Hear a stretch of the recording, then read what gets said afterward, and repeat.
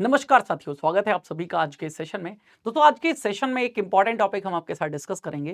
Basically liberalise remittance scheme जो कि आपके मॉड्यूल ए के अंतर्गत आती है। मोस्ट इंपॉर्टेंट टॉपिक है जिससे नंबर ऑफ क्वेश्चंस आपके एग्जाम में पूछे जाते हैं।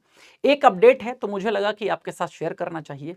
हालांकि अपडेट अभी का नहीं है, अप्रैल 1 2025 से चीज़ें बदल गई हैं, लेकिन आपके मैकमिलन की बुक्स वगैरह में नहीं है और पुराने नोट्स वगैरह अगर आप फॉलो कर रहे होंगे तो वहाँ पर भी ये अपडेट्स नहीं हैं और इस अपडेट से न्यूमेरिकल्स भी पूछे जाते हैं। तो दैट्स वाई अभी अपडेट अपने दिमाग में रखिएगा। क्या अपडेट है अभी सब बता दूंगा आपको। लिबरलाइज रेमिटेंस स्कीम क्या होती है वो भी मैं आपको बता दूंगा, लेकिन अपडेट इसलिए दिमाग में रखना है दोस्तों क्योंकि बुक या पुराने नोट्स में नहीं मिलेगा आपको, और नए तरीके से अगर एग्जाम में क्वेश्चन बन गया तो कैसे सॉल्व करोगे। तो अगर हमारे साथ आप ये सब चीज़ें जान जाइए और डेली आप हमारे साथ यूट्यूब वगैरह पर जुड़ सकते हैं। उसके लिए आपको क्या करना है, सिंपल सा, ठीक है, चैनल को सब्सक्राइब कर देना है और अभी वाला ये जो वीडियो देख रहे हो अच्छा लग रहा हो तो लाइक कर लीजिएगा, जिससे और बेल आइकन का नोटिफिकेशन, बेल आइकन को भी ठीक है टैप कर दीजिएगा, जिससे सारे इंपॉर्टेंट नोटिफिकेशन आपको सबसे पहले प्रायोरिटी सेक्शन पर मिल जाएं। तो चलिए स्टार्ट करते हैं, जानते हैं क्या है अपडेट और क्या है ये स्कीम। बेसिकली नाम से याद रखिएगा, लिबरलाइज रेमिटेंस स्कीम।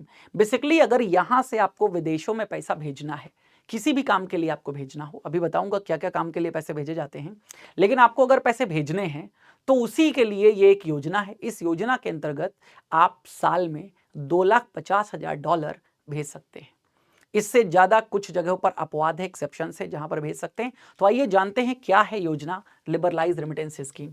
तो बेसिकली लिबरलाइज रेमिटेंस स्कीम जो है इंट्रोड्यूस किया था इसको रिजर्व बैंक ऑफ इंडिया में, जो इनेबल करती है इंडियन रेजिडेंट यानी कि भारतीय नागरिकों को to remit funds abroad for various approved purposes. याद रखिएगा, जो अप्रूव्ड पर्पज है उसी उद्देश्य के लिए, उसी पर्पज के लिए आप पैसे भेज सकते हो। यानी कि आप भारतीय हो, रेजिडेंट्स हो यानी कि यहाँ के निवासी हो, और रेजिडेंट इंडियन की जब बात होती है तो याद रखिएगा सारे फॉर्मूला या सारे की सारी जो पॉलिसी है वो इनकम टैक्स एक्ट 1961 से बिलोंग होती है। ध्यान रखिएगा बहुत अच्छे से, ठीक है। और अगेन एक नॉर्मल परिभाषा ये कहती है, पिछले वित्तीय वर्ष में अगर कोई व्यक्ति 180 दिन से अधिक, 180 दिन या इससे अधिक भारत में रहा है तो भारत का निवासी है। तो अगेन ये सारी स्कीम्स किसके लिए हैं? निवासियों के लिए हैं, ठीक है। Liberalise remittance scheme for which, तो अगेन फॉर विच, तो फॉर किस पर्सन्स के लिए? तो रेजिडेंट इंडियंस के लिए। आइए जानते हैं तो limits and applicability under LRS. तो लिमिट यहां पर कितनी है मैंने आपको पहले बता दिया, $2,50,000। एक साल में $2,50,000 से ज्यादा आप लिबरलाइज रेमिटेंस स्कीम के तहत नहीं भेज सकते। बस कुछ अपवाद है यहां पर। एक अपवाद आता है एजुकेशन। मान लीजिए आपका छोटा भाई विदेश में पढ़ रहा है और विदेश में जहां वो पढ़ रहा है उस यूनिवर्सिटी की फीस ही $5,00,000 है एक साल की, $5,00,000। तो $2,50,000 वाली लिमिट आप पर एप्लीकेबल नहीं होगी। बशर्ते आपको क्या करना पड़ेगा, फीस का जो इनवॉइस है, ठीक है, या जो फीस की रसीद है वो आपको दिखानी पड़ेगी। उसके आधार पर आप 2,50,000 से ज्यादा यानी कि जितनी भी फीस है, 5 लाख, 10 लाख, 15 लाख, जितनी भी है आप वो दे सकते हो। दूसरा एक अपवाद और आता है यहां पर, वो आता है दोस्तों मेडिकल ट्रीटमेंट। मान लीजिएगा आपका कोई रिलेटिव्स, आपका कोई सगा संबंधी, ठीक है, विदेश में गया है कोई मेडिकल ट्रीटमेंट के लिए, वहां पर क्या करा रहा है? मेडिकल ट्रीटमेंट करा रहा है। तो उस मेडिकल ट्रीटमेंट की वजह से ज्यादा पैसे की जरूरत पड़ रही है आपको, तो सिंपल सी बात वहां पर भी यही है कि आपको प्रूफ दिखाना होगा। तो डॉक्टर्स ने जो भी पर्ची वगैरह लिख करके दी है आपको, एक एस्टीमेट बनाया होगा ना आपके दवाई का, ठीक है, आपके जो भी ऑपरेशंस वगैरह है, जो कुछ भी आपके साथ हो रहा है उसका एक प्रॉपर एस्टीमेट होगा। वो एस्टीमेट आप सबमिट करिए और 2,50,000 से ज्यादा आप सबमिट कर सकते हैं, रिमिट कर सकते हैं, यहां से ले जा सकते हैं, ठीक है। तो बेसिकली याद रखिएगा, it is important to note that exchange rate conversion and on transaction fees associated with outward remittances. ये जो 2,50,000 ये जो लिमिट है ना, याद रखिएगा ये सब कुछ इंक्लूड करके है, जो भी चार्जेस लगेंगे पैसे भेजने में, ठीक है, क्योंकि आप कन्वर्ट करेंगे ना करेंसी को, अमेरिका भेजना है तो डॉलर चाहिए, तो करेंसी को कन्वर्ट करोगे, कन्वर्जन चार्जेस वार्जेस सब कुछ मिला के $2,50,000 है। यानी कि ऐसा नहीं 2,50,000 रुपए हैं और फिर चार्जेस वगैरह एक्सक्लूडिंग, नहीं, सब कुछ ऑल थिंग्स इंक्लूडिंग है, चार्जेस वार्जेस इंक्लूड कर लीजिएगा, ये बात ध्यान रखिएगा। फिर बात आती है permitted purposes of remittances under LRS. वो कौन कौन से अप्रूव्ड पर्पस हैं, जिन अप्रूव्ड पर्पस के लिए आप विदेश में फंड को रिमिट कर सकते हैं under LRS, liberalise remittance scheme के तहत। बस ये बात जरूर याद रखिएगा, ये अप्रूव्ड पर्पस है किसमें, लिबरलाइज रेमिटेंस स्कीम के अंतर्गत, जिसे रिजर्व बैंक ऑफ इंडिया ने इंट्रोड्यूस किया है। तो पहला पर्पस है एजुकेशनल अब्रॉड। अगर आप अब्रॉड यानी कि विदेशों में शिक्षा ग्रहण कर रहे हैं तो अगेन ट्यूशन फीस के लिए, ट्रैवल एक्सपेंसेस के लिए, इंश्योरेंस के लिए, क्योंकि यहां से जो विदेश पढ़ने जाते हैं उनका इंश्योरेंस भी होता है, ठीक है, ट्रैवल एक्सपेंसेस, जाने आने जाने का जो खर्चा होगा, ठीक है, ट्यूशन फीस, उसके लिए रिमिट कर सकते हैं। Payment for GMAT, GRE, TOEFL exam, ठीक है, ये भी वहां पर होते हैं एग्जाम्स, इसके लिए रिमिट कर सकते हैं। Payment for guaranteed investment certificate, GIC for, ठीक है, फॉर कनाडा, तो बेसिकली ये भी एजुकेशन से रिलेटेड है। Then participates in training, conferences, seminars, sports activities, coaching, तो आप खुद मान लीजिएगा, ठीक है, ट्रेनर वगैरह हैं तो ट्रेनिंग देने जा रहे हैं, कॉन्फ्रेंस या सेमिनार या स्पोर्ट्स एक्टिविटीज में पार्टिसिपेट करने जा रहे हैं, तो ये भी सब इसी में आएगा। Then rent and security deposit for yourself और फैमिली, ठीक है, अपने लिए रेंट या सिक्योरिटी डिपॉजिट या फिर फैमिली के लिए, ये सब चीजें किसमें अलाउड हैं, एजुकेशन अब्रॉड। तो एजुकेशन अब्रॉड के तहत ये सारे पर्पस हैं जिनके लिए आप विदेशों में फंड रिमिट कर सकते हैं। देन दूसरा आता है मेंटेनेंस ऑफ रिलेटिव्स। आपका कोई सगा संबंधी रिश्तेदार वहां पर रहता है जिसके मेंटेनेंस के लिए आपको पैसा भेजना है, तो support for close relatives such as brother और स्टेप ब्रदर, ठीक है, आपका भाई या सौतेला भाई, ठीक है, डॉटर या सन इन लॉ या फादर और स्टेप फादर, मदर और step mother, member of Hindu undivided family, HUF एक कैटेगरी होती है। देन सिस्टर, सन और step sun, daughter in law and spouse, ये सब क्लोज रिलेटिव्स में आते हैं। इनको आप फंड रिमिट करना हो तो भी दे सकते हैं, तो भी भेज सकते हैं, इनके मेंटेनेंस के लिए, इनको वहां पर रहना है, उसके लिए इनको जो पैसे की जरूरत है वो आप यहां पर $2,50,000 तक सेंड कर सकते हैं एक साल में। ट्रैवल, मैं घूमने जा रहा हूं अमेरिका, न्यूयॉर्क, ठीक है, तो ट्रैवल पर्पस के लिए भी अप्रूव्ड है रिमिटेंस, जैसे payment for international credit card dues, जो अंतरराष्ट्रीय क्रेडिट कार्ड हैं आपके, उनके ड्यूज जो हैं, ठीक है। देन ट्रैवलिंग एक्सपेंसेस और सेल्फ, फैमिली और फ्रेंड्स, हमारे ऊपर खर्च किया हुआ कोई भी ट्रैवलिंग एक्सपेंसेस है या फिर फैमिली पर या फिर दोस्तों पर, वो भी रिमिट कर सकते हैं। एजुकेशनल सेमिनार और कॉम्पिटिटर्स, ठीक है, कोई शैक्षणिक सेमिनार है जो आप ग्रहण करने गए हैं वहां पर, उसके लिए आप ट्रैवल कर रहे हैं, सिर्फ सेमिनार है यहाँ पर, ध्यान रखिएगा, आप कॉन्फ्रेंस देने नहीं गए, अटेंड करने गए वहां पर, सेमिनार वगैरह। ट्रैवल फॉर मेडिकल रीजन, ठीक है, यहाँ पर ट्रैवल में मेडिकल रीजन भी आ जाता है कि आप अगेन वहां पर किसी डॉक्टर को दिखाना है, उसके लिए आप ट्रैवल कर रहे हैं। वीजा फी टू एम्बेसी, ठीक है, दूतावास में अगर आप वीजा फी दे रहे हैं, क्योंकि आप हर एक देश की अलग अलग वीजा फीस है, जो वीजा फीस का भुगतान कर रहे हैं वो भी ट्रैवल के अंतर्गत आएगा, approved purpose. Payment to tour guide, आप विदेशों में घूमने जाते हैं तो टूर गाइड को पेमेंट कर रहे हैं, फोटोग्राफर्स को पेमेंट कर रहे हैं, ट्रैवल एजेंट्स को पेमेंट कर रहे हैं, तो ये सब अप्रूव्ड पर्पसेज हैं ट्रैवल के अंतर्गत जहां पर लिबरलाइज रेमिटेंस स्कीम फॉलो होती है। फिर आती है गिफ्टिंग, कुछ उपहार देना है, विदेश में हमारा कोई है, उसको हमें कोई उपहार देना है। Money sent as a gift to family and friends abroad, पैसा भेजा गया है, ठीक है, अब्रॉड में अपने दोस्त या अपने फैमिली में कोई बंदा है उसको, ठीक है, किस उद्देश्य के लिए, गिफ्ट, उपहार, उसका बर्थडे वगैरह था, आप नहीं पहुंच पाए लेकिन यहां से आपको गिफ्ट देना चाहते हैं तो आप रिमिट कर सकते हैं LRS के through. Then transfer to your own account, अपना खुद का खाता आप ट्रांसफर करना चाहते हैं, कहां पर, अमेरिका में, तो भी आप पैसे लेकर के जा सकते हैं। तो खाता ट्रांसफर करोगे तो deposit to own bank account abroad, जो अब्रॉड में आपका खुद का ओन अकाउंट है वहां पर भी आप रेमिटेंस के माध्यम से पैसे भेज सकते हैं। तो एक जगह से दूसरी जगह पैसे भेजे जा सकते हैं खुद के अकाउंट में, अगर आप क्या हो रहे हो यहां पर, ठीक है, अपना अकाउंट ट्रांसफर कर रहे हैं तो। देन अदर पर्पस, कुछ और पर्पस हैं रेमिटेंसेस के, वो समझ लीजिएगा क्या है वो purpose. Acquisition of overseas property, विदेशों में कोई प्रॉपर्टी अगर हम खरीद रहे हैं तो उसके लिए भी पैसा चाहिए।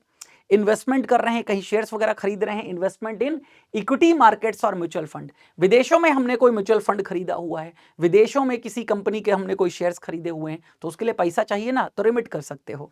Then investment in GIFT City, GIFT City basically Gujarat International Finance and Tech City है, यानी कि ये देश की पहली IFSC है, इंटरनेशनल फाइनेंशियल सर्विस सेंटर। यहाँ पर जितनी भी जो बिजनेस यूनिट्स होती हैं वो एज एन NRI ब्रांच जो हैं, ठीक है, वो रिलेट होती हैं। तो वहां पर भी आप इन्वेस्टमेंट करते हैं तो भी एलआरएस के थ्रू फंड भेजा जाता है। इन्वेस्टमेंट इन डेट, डेट यानी कि कहीं आप विदेशों में बॉन्ड वगैरह खरीद रहे हैं, किसी कंपनी के डिबेंचर वगैरह खरीद रहे हैं, ठीक है, तो इस तरीके से डेप्ट में investment. Then payment for employee stock option plan, आप पेमेंट कर रहे हैं किसके लिए, employee stock option, ESOP option, ठीक है, एम्प्लॉय होते हैं तो कंपनी के स्टॉक्स मिल जाते हैं उनको, तो ईसॉप के लिए पेमेंट करना हो तो भी पैसे भेज सकते हैं। Then payment for medical reasons, तो मेडिकल रीजंस एक तो था मेडिकल के लिए ट्रैवल, एक था मेडिकल रीजन के लिए पेमेंट। अब है पेमेंट्स टू मेक डोनेशंस, आपको वहां के किसी एनजीओ को डोनेट करना है, कुछ दान देना है, जैसे इंडिया में भी नंबर ऑफ एनजीओज में डोनेशन आता है विदेशों से, तो यहां से भी भेजा जा सकता है डोनेशन। तो ये हैं अदर पर्पस। इतने सारे पर्पस हैं जिनके लिए लिबरलाइज रेमिटेंस स्कीम फॉलो होती है। आगे जानते हैं यहां पर। अब टीसीएस के बारे में सुन लीजिएगा। टीसीएस क्या होता है? जैसे इंडिया में आप जानते हो आपको कोई पेमेंट मिलता है तो टीडीएस काट के मिलता है, आपका जो एम्प्लॉयर होता है वो टीडीएस काट लेता है, जिसे बोलते हैं टैक्स डिडक्टेड एट सोर्स। ऐसे ही यहां पर जब आप रिमिट कर रहे हैं, आपका बैंक में पैसा जमा है एफडी में, समझिएगा, तो एफडी में अगर ब्याज आपका, ठीक है, ब्याज आपका थ्रेशोल्ड लिमिट से ज्यादा जाता है तो उस ब्याज पर भी आपको क्या देना होता है, टीडीएस। सेम एज यहां पर टीसीएस लगता है, वो बैंक इंस्टीट्यूशंस वगैरह, ठीक है, जो फंड रिमिट कर रहे हैं वो लगाएंगे क्या, TCS, tax collected at source. लेकिन एक थ्रेशोल्ड लिमिट बनाई गई है कि इतने रुपए तक भेज रहे हो तो नहीं देना है, इससे ज्यादा भेजोगे तो आपको एक टीसीएस देना पड़ेगा। फिर आप उस टीसीएस को क्या करना है, आपको रिटर्न फाइल करना है। जैसे आप आईटीआर फाइल करते हो तो टीडीएस आपका जो एक्स्ट्रा कटा होता है, या अगर आप उस दायरे में आते हो जहां आपको टैक्स देना ही नहीं है तो टीडीएस आपको रिटर्न आ जाता है, इसीलिए बोलते हैं टीडीएस रिटर्न फाइल करना।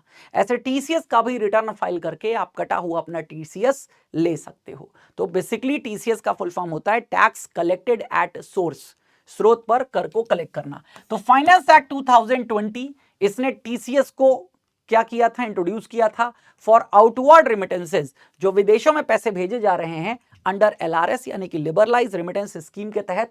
TCS is applicable at the permanent account number level, तो पैन के थ्रू टीसीएस एप्लीकेबल होता है and must be compile with filing tax return. जब आप टैक्स रिटर्न फाइल करोगे तो ये टीसीएस साथ में कंपाइल हो जाएगा। TCS paid can be used to offset tax liabilities in India at the time of filing return. जब रिटर्न फाइल करोगे तो इसको कैसे यूज करोगे, offset tax liability in India, इस तरीके से आप शो कर सकते हो। Then further TCS is exempted up to a limit of 10 lakh. तो टीसीएस की अब जो थ्रेशोल्ड लिमिट है वो हो चुकी है 10 लाख। ये पहले लिमिट थी कितनी, 7 लाख। ये बदलाव कर दिया गया है 1 अप्रैल 2025 से, और दरों में भी बदलाव किया गया है। तो पहली बात याद रखिएगा, थ्रेशोल्ड लिमिट यानी कि मिनिमम जो लिमिट है, मिनिमम जो लोअर सीलिंग है उसको बदल दिया गया है। लोअर सीलिंग पहले कितनी थी, लोअर सीलिंग पहले थी 7 लाख, अब हो गई है 10 लाख, ये मिनिमम है, ठीक है। इसके ऊपर आपको क्या करना पड़ेगा, टीसीएस पे करना पड़ेगा, ठीक है। आइए जानते हैं इस चार्ट के थ्रू किस काम के लिए पैसे भेज रहे हैं तो कितना देना पड़ेगा। पहला है यहां पर, ये सब एप्लीकेबल कब से, याद रखिएगा 1 अप्रैल 2025 से। Education financed by a loan from a finance institution. अगर किसी वित्तीय सेवा संस्थान, अभी आपको बताया था ना कि रेमिटेंस का पर्पस क्या हो सकता है, एजुकेशन अगर विदेश में कोई शिक्षा ग्रहण कर रहे हो, अगर उस शिक्षा के लिए आपने एजुकेशन लोन लिया है किसी फाइनेंशियल इंस्टीट्यूशन से, तो याद रखिएगा टीसीएस नॉट एप्लीकेबल। फिर टीसीएस एप्लीकेबल नहीं होगा क्योंकि आपका अपना पैसा तो था नहीं, बैंक से लोन लेके आप पढ़ाई कर रहे हो, तो टीसीएस एप्लीकेबल ही नहीं है। लेकिन आपने अपना पैसा दिया है एजुकेशन के लिए, तो याद रखिएगा यहां पर जो रेट होगा वो 5% होगा। लेकिन थ्रेशोल्ड लिमिट के बाद 10 लाख की लिमिट को क्रॉस करोगे तो 10 लाख के ऊपर जितना भेजोगे उस पर टीसीएस कटेगा कितना, 5%। और ये 10 लाख 1 साल की लिमिट है, हर साल 10 लाख के ऊपर जितना भी करोगे 5% आपको देना पड़ेगा, ध्यान रखिएगा। फिर बात आती है मेडिकल ट्रीटमेंट। अगर विदेशों में कोई व्यक्ति है, आपका रिलेटिव्स है जिसका ट्रीटमेंट चल रहा है, तो भी 10 लाख के ऊपर अगर 1 साल में उसको फंड ट्रांसफर करते हो तो यहां पर भी 5% लगेगा। एग्रीगेट अमाउंट, एग्रीगेट का मतलब टोटल की बात हो रही है, कोई पर ट्रांजेक्शन की बात नहीं हो रही है। 1 साल में, पूरे साल में 10 लाख है तो 10 लाख से ऊपर होगा तो 5% का टीसीएस देना पड़ेगा। हालांकि यहां पर $250,000 की लिमिट नहीं आती है, जो स्टार्टिंग में ही मैंने आपको बता दिया था कि $250,000 की लिमिट नहीं आएगी। Then purchase of overseas tour program package, अगर विदेशों का कोई टूर या पैकेज अगर आप क्या करते हो, खरीदते हो विदेश घूमने के लिए, तो याद रखिएगा इन अ फाइनेंशियल ईयर, एक वित्तीय वर्ष में 5% of the aggregate of the amounts up to 10 lakh, यहां पर थ्रेशोल्ड लिमिट अप्लाई नहीं होती है। 10 लाख तक भी 5% का क्या लगता है, एग्रीगेट टीसीएस लगता है। And 20% of the aggregate of the amount in excess of 10 lakh. अगर यहां पर थ्रेशोल्ड लिमिट नहीं है, जैसे इन दोनों में क्या बताया, 10 लाख के ऊपर लगेगा 5%। यहां पर अगर कोई टूर पैकेज आप ओवरसीज का खरीद रहे हो तो 10 लाख तक 5% देना है, 10 लाख के ऊपर जितना खरीद रहे हो वो आपको 20% देना है। तो यहां पर कोई छूट नहीं है ओवरसीज टूर पैकेजेस में। देन एनी अदर पर्पस, किसी और पर्पस के लिए अगर आप रेमिटेंस कर रहे हो अदर दोज स्पेसिफाइड अबव, जो ऊपर स्पेसिफाई किया गया है उसके अलावा, तो सीधे 20% की बात आती है। कितने की बात आती है, 20% of the aggregate of the amount more than 10 lakh in a financial year. तो इन अप्रूव्ड पर्पस के अलावा, मतलब अगर कोई और पर्पस है इनको छोड़ करके, इनके लिए तो रेट बता दी गई अलग से, जो इनमें नहीं आता है उस पर सीधे लगेगा 20%, लेकिन अबव 10 लाख, 10 लाख तक कोई भी देने की जरूरत नहीं अमाउंट, ठीक है, मतलब टीसीएस नहीं कटेगा, 10 लाख के ऊपर ही टीसीएस कटेगा। तो ये है दोस्तों न्यू अपडेट जो 1 अप्रैल 2025 से अप्लाइड है। इससे रिलेटेड नंबर ऑफ क्वेश्चंस आपके एग्जाम में पूछे जाते हैं, मोस्ट इंपॉर्टेंट था, मैंने आपको बता दिया। सेशन अच्छा लगा हो तो सेशन को लाइक कर लीजिएगा, चैनल पे नए हैं तो चैनल को सब्सक्राइब कर लीजिएगा, और अगेन हमारी आपकी मुलाकात होती रहेगी, ठीक है, ऐसे ही अच्छे इंपॉर्टेंट अपडेट्स और सेशन के साथ। आज हमें दीजिए इजाजत, थैंक यू।